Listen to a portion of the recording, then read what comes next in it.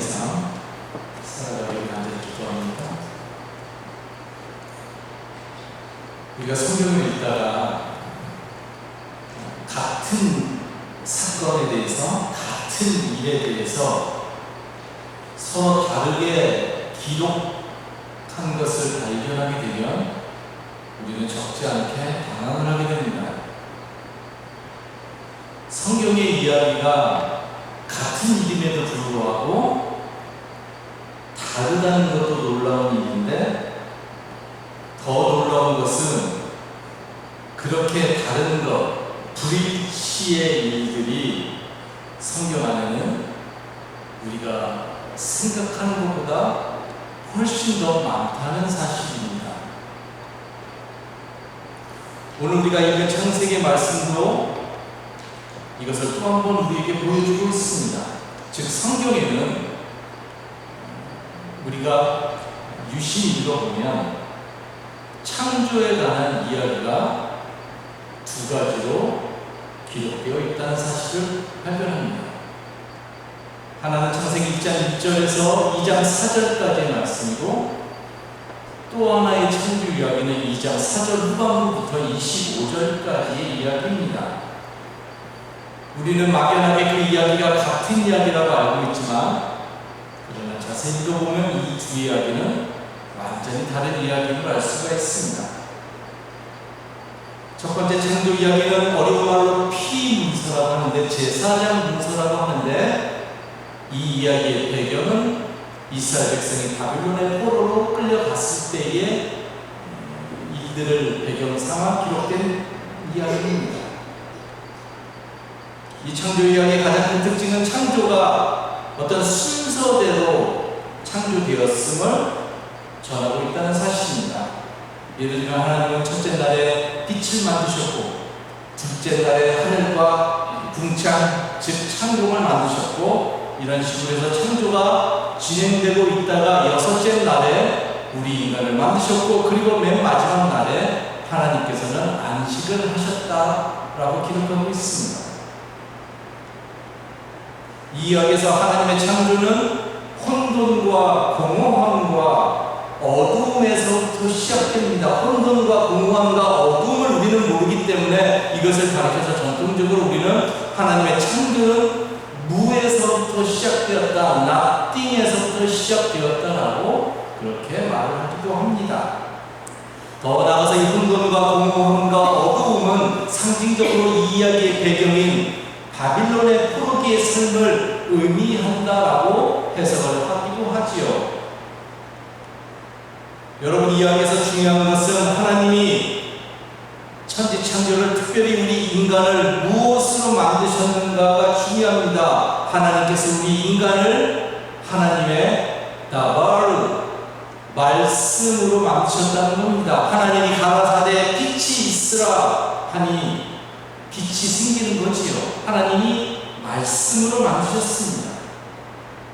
그리고 하나님께서는 남자와 여자를 동시에, 그리고 하나님의 형상을 따라서 동등하게 만드셨다라고 하는 것이 이 창조 이야기의 핵심입니다. 하나님께서 남자와 여자를 하나님의 형상을 따라서 동등하게, 평등하게 지었다는 것이지요.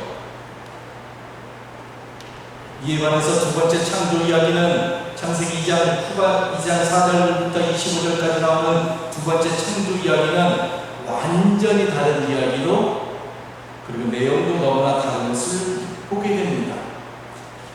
두 번째 창조 이야기는 어려운 말로 야비스 제2문서라고 하는데, 배경은 다윗과 솔로몬 시대입니다. 이야기를 보면 우리가 알고 있는 어떤 무로부터의 창조가 아니라 이미 이 세상에 땅이 존재하고 있었음을 알 수 있습니다. 거기서부터 하나님의 창조가 시작되는 거예요. 성경을 보니까 주 하나님이 땅과 하늘을 만드실 때에 땅 위에 비를 내리지 않으셨음을 알 수 있습니다. 그리고 아직 땅을 갈 사람도 없었습니다. 땅에는 나무도 없고 풀 한 포기도 돋아나지 않은 상태입니다. 이때 하나님께서 땅에서부터 물이 솟아나게 하셔서 덮쳐 가십니다. 그리고는 땅의 흙으로부터 사람을 만드셨습니다. 이때 이 사람은 남자와 여자의 구별이 아직 없는 사람을 말합니다. 히브리어로 보면 말이죠. 그렇죠. 상대적인 개념이 없는 거죠. 그래서 성경은 사람을 만드셨다고 말합니다. 여러분 기억할 것은 하나님께서 처음에 한 사람을 창조하셨습니다. 이때 이 사람이 히브리어로 아담이라는 거예요. 처음 창조 이야기에서는 남자와 여자를 하나님께서 동시에 만드셨는데 두 번째 창조 이야기에서는 하나님께서 한 사람 아담을 만들었다는 겁니다. 여러분 여기서 한 사람이 바로 히브리어로 아담인데 하나님께서는 사람을 만들고 그 사람을 아담이라고 부른 것이 아니라 흙으로 아담을 만드셨다는 거예요. 즉 사람 하나를 만드셨다는 말입니다. 그러니까 아담은 그 첫 사람의 이름이 아니라 그냥 사람을 의미하는 히브리어이지요. 그런데 우리는 신앙생활을 통해서 오랜 역사 속에서 그 첫 사람을 그 아담, 히브리어로 부르는 그 아담을 편의상 아담이라고 자꾸 부르니까 원래는 사람이라고 불러야 되는데 그래서 그 사람의 이름이 그냥 아담으로 불려지게 되었습니다. 하나님께서 흙으로 사람을 만드셨을 때 아직 그 사람은 완성된 것이 아니죠. 왜냐하면 아직 그에게 생명이 없었기 때문입니다. 그래서 하나님께서는 그의 코에 하나님의 생명의 기운, 니시마트 하임이라고 하는 그 하나님의 독특한 생명의 기운을 그의 코에 불어넣으시는데 그러자 그 사람이 드디어 생명체가 되었더라. living being, 살아있는 생명체가 되었다라고 성경이 말합니다. 처음의 이야기에서는 하나님께서 나바르라고 하는 하나님의 말씀으로 인간을 지으셨는데 두 번째 이야기에서는 하나님께서 흙으로 인간을 만드시고 그의 코에 생명의 기운, 니시마트 하임을 불어넣으셔서 사람을 완성하셨다라고 기록하고 있습니다. 그리고 나중에 한참 지난 후에 아담이 그 사람이 혼자 있는 것이 하나님 보시기에 좋아 보이지 않아서 그의 갈비뼈를 하나 뽑아서 그것으로 여자를 만드셨습니다. 처음 이야기에서는 남자와 여자를 동시에 하나님께서 하나님의 형상으로 만드셨는데 두 번째 창조 이야기에서는 아담, 첫 사람을 먼저 만드시고 그 다음에 그의 갈비뼈에서 하나님께서 한 사람을 여자를 만드셨다는 겁니다. 제 추측이지만 여자를 만드실 때 하나님께서 니시마타 하임 하나님의 생명의 기운을 그 여자에게도 불어넣으셨겠지요. 그래서 그 여자가 드디어 생명체가 되었겠지요. 성경은 기록하고 있지 않지만 저는 그렇게 해석하려고 합니다. 하나님께서 사람을 창조하신 후에 하나님은 동쪽에 있는 에덴의 동산을 일구셨고 그 지으신 사람, 즉 처음에 그 아담 첫 사람을 그 동산에 두셨습니다. 아직 여자를 만들기 전에 하나님께서 동산에 아담이라고 하는 그 사람을 거기에 두셨습니다. 그리고는 하나님은 보기 아름답고 먹기 좋은 열매를 맺는 온갖 나무를 땅에서 자라게 하시고 동산 한가운데는 생명나무와 선과 악을 알게 하는 나무를 자라게 하셨습니다. 강 하나가 그 에덴 동산에서 흘러나와서 동산을 적시기 시작합니다. 그리고 그 강은 에덴을 지나서는 네 줄기의 강으로 흘러져서 에덴 동산을 아주 풍요로운 땅으로 만들어 가기 시작합니다. 이것이 두 번째 창조 이야기입니다. 이 두 개의 창조 이야기를 가만히 보면 하나님께서는 사람을 만드시고 그가 이 땅에서 살아갈 수 있는 최적의 삶의 조건을 만들어 주신 것을 볼 수가 있습니다. 첫 번째 창조 이야기에서는 재미있는 것은 최적의 삶의 환경을 만드신 후에 하나님께서 최절정의 하나님의 형상을 따라서 인간을 만드셨고 두 번째 창조 이야기에서는 사람을 만드시고 그 후에 동산을 일구시고 강물을 만드시고 하는 등등의 삶의 조건을 최적으로 만들어 가셨다는 말입니다. 우리가 이야기를 통해서 볼 수 있는 한 가지는 우리 인간에게 최고의 삶의 환경을 주시는 자비로운 하나님의 모습을 이 두 이야기에서 우리가 동일하게 볼 수가 있습니다. 하나님께서 대충 아무렇게나 만드시고 그냥 너네들이 살고 싶은 대로 대충 살아가도록 하신 것이 아니라 신을 부역하면서 신을 섬기면서 인간을 노예로 만드신 것이 아니라 인간이 충만한 삶을 살아가도록 어떻게 하면 인간이 가장 행복하게 이 세상에서 살아갈 수 있을 것인가 하는 그 최적의 삶의 환경을 만드시고 그런 삶으로 인도해 가시는 하나님의 모습을 볼 수 있게 된다는 말입니다. 이런 모습이 바로 우리를 향한 하나님의 참 모습임을 성경은 처음부터 우리들에게 보여주고 있습니다. 여러분, 이것이 성경에 나와 있는 두 가지의 창조 이야기입니다. 두 개의 창조 이야기가 있는 것도 놀라운데 더 나아가서 그 두 이야기가 완전히 다르다는 것이 우리에게 그 놀라움을 통해 주고는 합니다. 그렇다면 이 두 가지 중에서 어떤 것이 진짜 창조 이야기일까요? 어떤 것이 진짜 창조 이야기일까요? 우리가 이 물음을 궁금해할 수는 있지만 그러나 이것은 그렇게 좋은 질문은 아닙니다. 왜냐하면 성경책이 지니고 있는 특징 때문에 그러합니다. 제가 여러 번 설명해 드렸듯이 여러분, 성경책은 어떤 책입니까? 만약에 성경이 처음의 일을 사실적으로 누가 보고 기록한 역사책이라든지 혹은 과학의 근거에서 사실을 기록한 책이라고 한다면 창조 이야기는 당연히 한계이어야 합니다. 그렇죠? 그러나 성경은 그 역사책이나 과학책이 아니라 우리의 신앙을 위해서 진리를 담아놓고 있는 알레테이아, 진리를 담아놓고 있는 우리의 고백의 언어로 기록된 신앙의 책이라고 하는 것이 중요합니다. 이걸 잊어버려서는 안 됩니다.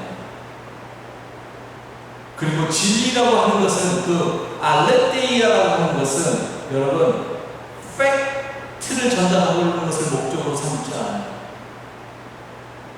예를 들어서 당신은 저의 태양입니다. 이건 메타포죠. 시죠. 그런데 이 말을 가지고 어느 누구도 저에게 거짓말을 하고 있습니다, 목사님이라고 말할 수 있는 사람은 아무도 없어요. 왜냐하면 제가 무슨 말을 하고 있는지를 여러분들은 알기 때문에 그럽니다. 당신은 저의 태양입니다. 태양 아니죠, 물론. 역사적으로, 과학적으로 보면 저는 거짓말을 하고 있지만 시적으로 보면, 은유적으로 보면 저는 진리를 이야기하고 있다는 말입니다. 성경은 그런 책이라는 것이죠. 진리는 팩트를 전달하는 것을 목적으로 하지 않고 대신에 미닝, 의미를 전달하고요, 더 나아가서 생명을 전달함을 목적으로 하고 있다는 말입니다. 여러분들이 가지고 있는 성경책은 의미를 전달하기 위한 책이고 하나님의 생명을 전달하기 위한 책이라는 말입니다. 그렇기 때문에 창조 이야기는 의미와 생명을 위해서 전하기 위해서 쓰여진 신앙의 이야기임을 절대로 잊지 않아야 됩니다. 그렇기 때문에 성경에 창조 이야기가 2개 나온다든지 아니면 더 나와도 되죠. 3개 나온다든지 5개가 나온다든지 혹은 그 이야기가 서로 많이 다르다는 것에 대해서 여러분들이 더 이상 놀랄 필요도 없고 또 그것을 그렇게 심각하게 받아들일 필요도 없습니다. 중요한 것은 그 서로 다른 이야기들이 도대체 오늘 살아가고 있는 우리들에게 어떠한 세계를 전달하고 있는가, 무엇을 말하고 싶어 하는가, 어떠한 의미를 담고 있는가, 어떠한 생명의 세계를 이 이야기는 우리들에게 열어가기를 원하는가 하는 것을 살피는 것이 가장 중요한 일이 된다는 말입니다. 그 이야기의 중심적인 메시지가 무엇이냐를 볼 수 있어야 된다는 겁니다.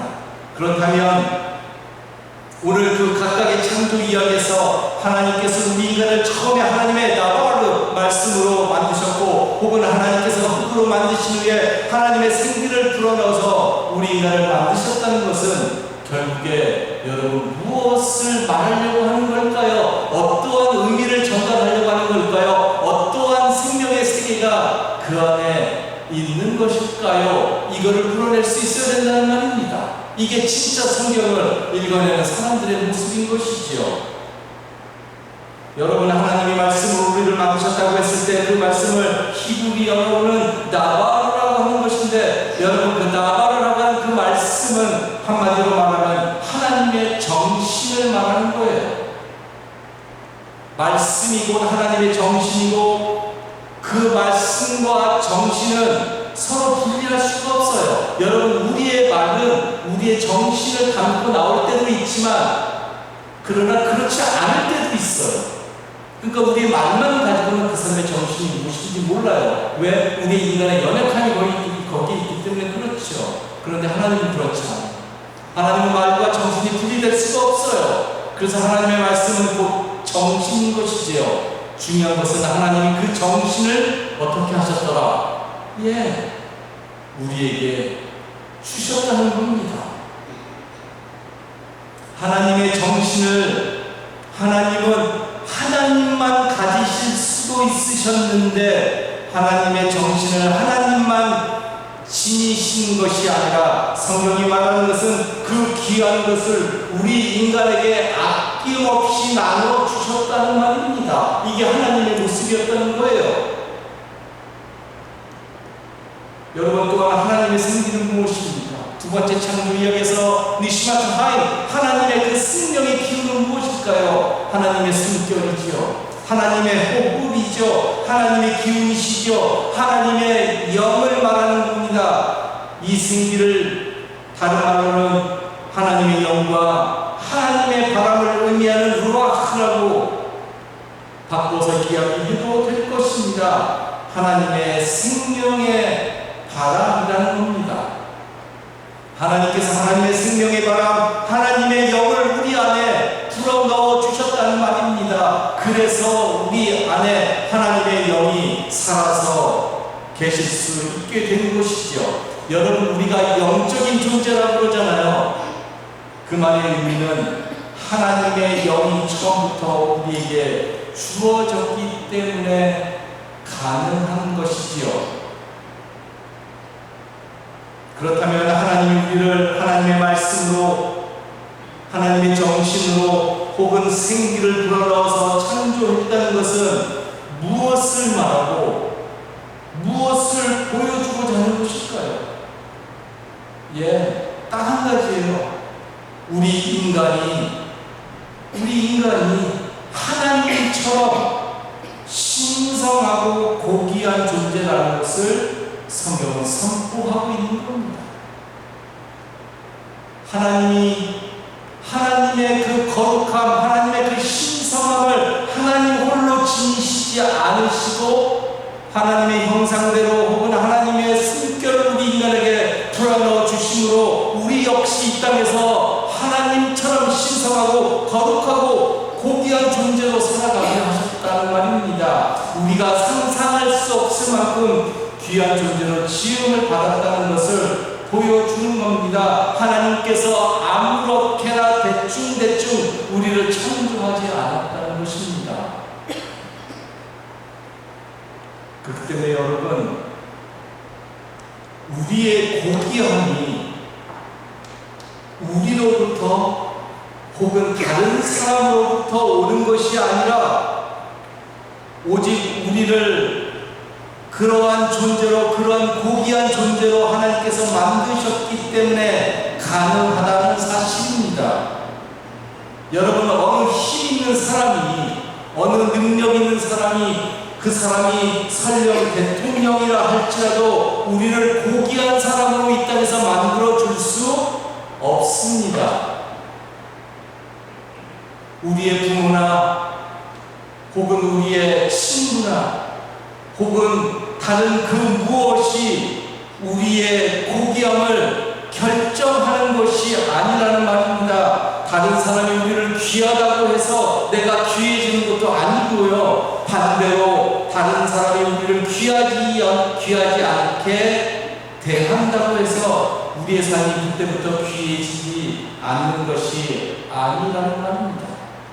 그러니까 여러분, 다른 사람의 평가에 대해서 그렇게 마음을 쏟으면서 세상을 살아갈 필요가 없습니다. 왜냐하면 여러분들의 고귀함은, 여러분들의 그 신성함은 이미 하나님이 정해놓으셨기 때문에 그러합니다. 그거를 누가 가지고 세상을 살아가느냐의 문제인 것이죠. 나의 귀함은 오직 나를 창조하신 그분 때문에 가능하게 되었습니다.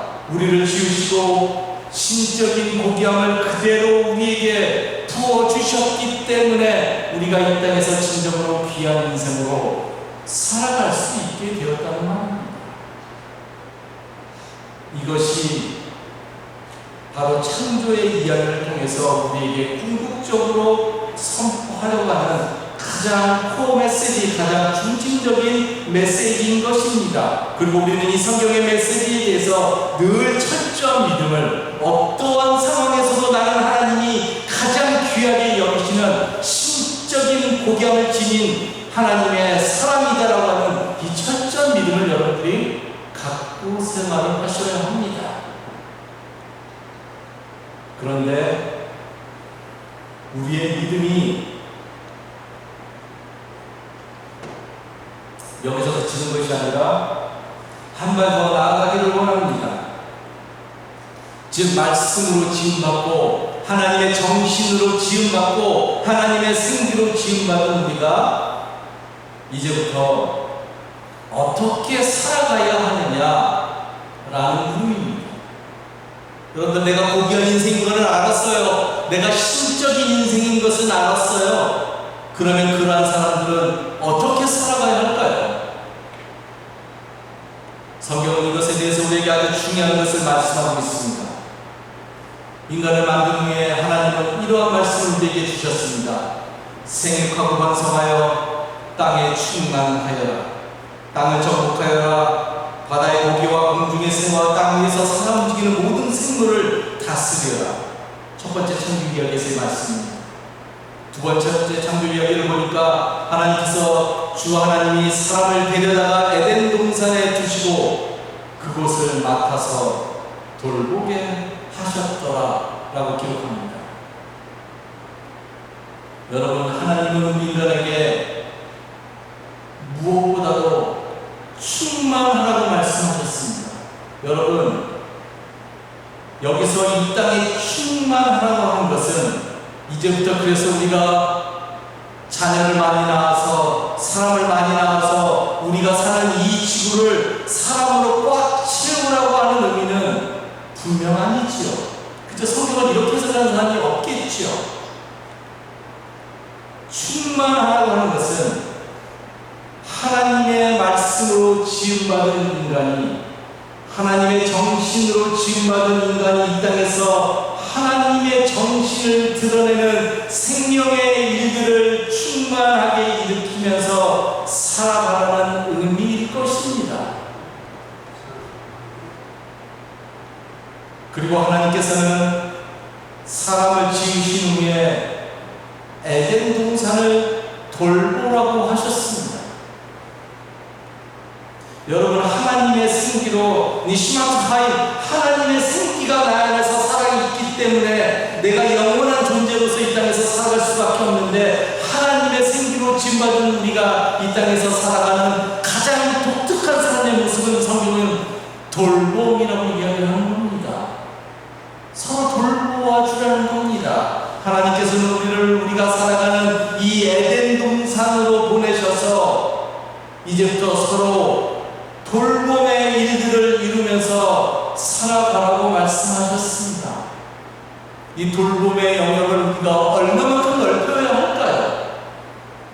나중에 제가 이야기할 일이 있겠지만 이 세상이 정말 돌봄의 일들을 이루면서 살아가고 있는 세상인지 우리가 크게 의심하지 않을 수 없습니다. 왜냐하면 너무나 많은 어리석은 죽음이 지금 이 순간에도 이 지구를 덮어가고 있기 때문에 그러합니다. 하나님의 정신을 드러내고 서로 돌보는 삶을 한마디로 말하면 하나님의 사람으로서 우리가 이 세상에서 살아갈 때에 이 세상의 가치를 따라가는 것이 아니라 이 세상의 가치를 드러내는 것이 아니라 하나님의 가치를 드러내는 삶을 살아가야 한다는 것입니다. 여러분, 우리 공동체 삶만 봐도 우리는 이것을 분명하게 보게 됩니다. 여러분, 우리에게는 강인함만 있지 않아요. 어느 누구도 이 세상을 강인함으로만 살아가지 못해요. 아무리 많이 가져도 아무리 건강해도 여러분들 그 사람은 강인함으로만 이 세상에서 존재할 수 없어요.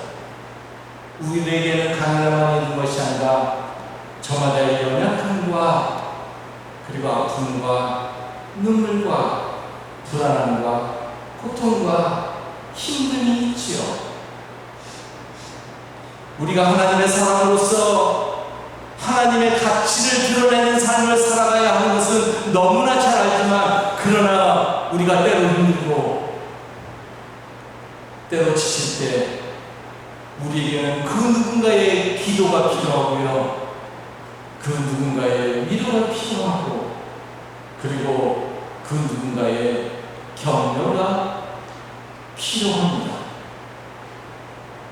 그럴 때에 여러분들이 행하고 있는 그런 보이지 않는 귀한 사랑과 격려와 기도를 통해서 바로 우리 옆에 있는 믿음의 식구들이 새로운 힘을 얻게 된다면, 삶에서 다시 한번 용기를 얻게 된다면, 그러한 삶이 바로 하나님의 가치를 드러내는 귀한 삶인 줄로 믿습니다. 얼마 전에 교회 식구 가운데 한 분이 저에게 카톡을 주셨는데, 그 카톡 맨 마지막에 그분이 말하기를 목사님의 가슴에, 목사님의 마음에 손을 대고 기도를 해주고 싶었다라고 그렇게 말하는 것이었습니다. 제가 그 카톡을 받을 당시에 이런저런 일로 인해서 마음이 쉽지 않았는데, 힘들었었는데, 그 말에 가슴이 얼마나 찡하고 얼마나 위로받고, 또 그 말로 인해서 얼마나 큰 치유의 힘을 얻었는지 모릅니다. 늘 여러분들 위해서 기도하고, 늘 여러분들의 가슴에 손을 얹고 머리에 손을 얹고 기도하는 목사지만, 그 누군가가 나의 가슴에 손을 얹어서 기도한다는 그 한마디의 말이 저에게 깊은 울림을, 치유의 역사를 가져다 주었다는 말입니다.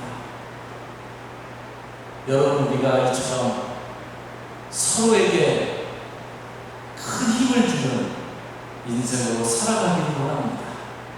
그러한 삶이 바로 하나님의 형상으로 지음받고, 하나님의 말씀으로 지음받고, 하나님의 정신으로 지음받고, 하나님의 생기로 지음받은 사람들의 이 땅에서 살아가는 하나님의 가치를 드러내는 삶인 것이죠. 우리가 비록 미약하고 그리고 연약하지만 하나님이 우리를 그 무엇보다도 가치 있는 인생으로, 고귀한 인생으로 만드셨음을 온전하게 믿고, 이 땅에서 하나님의 그 귀한 가치를 온몸으로 드러내고, 그리고 작은 것 하나라도 서로 나누면서 하나님의 생명의 공동체를 넓혀가는 우리 모든 식구들이 되기를 다시 한번 간절히 기도하겠습니다. 기도합시다.